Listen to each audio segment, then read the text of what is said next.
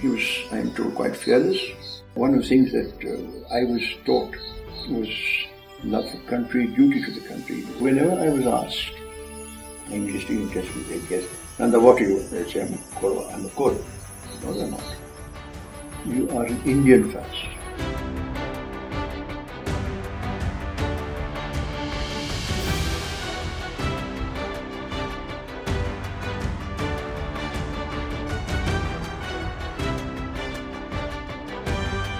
He was, I am told, quite fearless at the time of the 1948-1949 war, 47-48 war.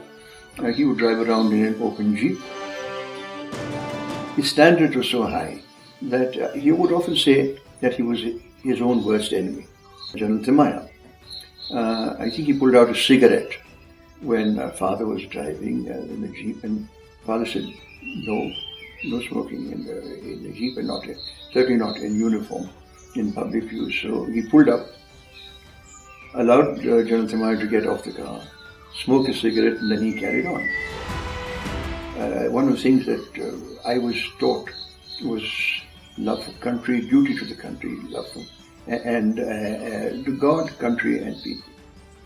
As I said, he was staunch Indian, and whenever I was asked, I'm just and what are you? I say, I'm a Kor. No, they're not. You are an Indian first. And he insisted that that must apply to Indians across the board.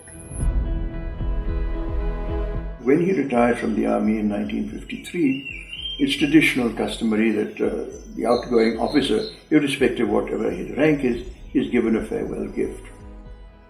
So he was presented he was asked what would he like? Would he like a silver tea set or a coffee set or whatever? He said, no, I would like a statuette of an Indian Jawan, because it's Jawan who made me what I am today.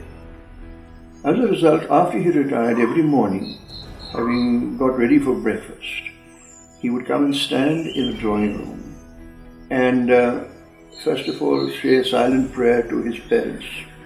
He had portraits on either side of the statue, and then he would salute the Jawan and say, thank you for making me who I am. He had a pretty good relationship as Commander-in-Chief with Nehru. And in fact, when my grandfather came to visit Dad in Delhi as Commander-in-Chief, he expressed a desire to go and call on the Prime Minister. The Prime Minister said, no, I will come and call on my father, which he did. Thereafter, I do remember one particular occasion when when the Prime Minister had a very private dinner, farewell dinner to father just before he demitted office. And a cousin of mine, my sister and I were also invited to that dinner. And we sat at the same table, father and Nehru on one table, probably one other table and three tables. And we were entertained by Krishna Menon, who sat at our table. And he insisted that as anyone who sat at his dining table must be properly dressed. And in his idea of properly dressed, you must wear a tie and jacket or a bangala. He himself would always be dressed in a suit for breakfast and lunch, a light colored suit maybe, but dinner was always either a dark colored suit or a bangala.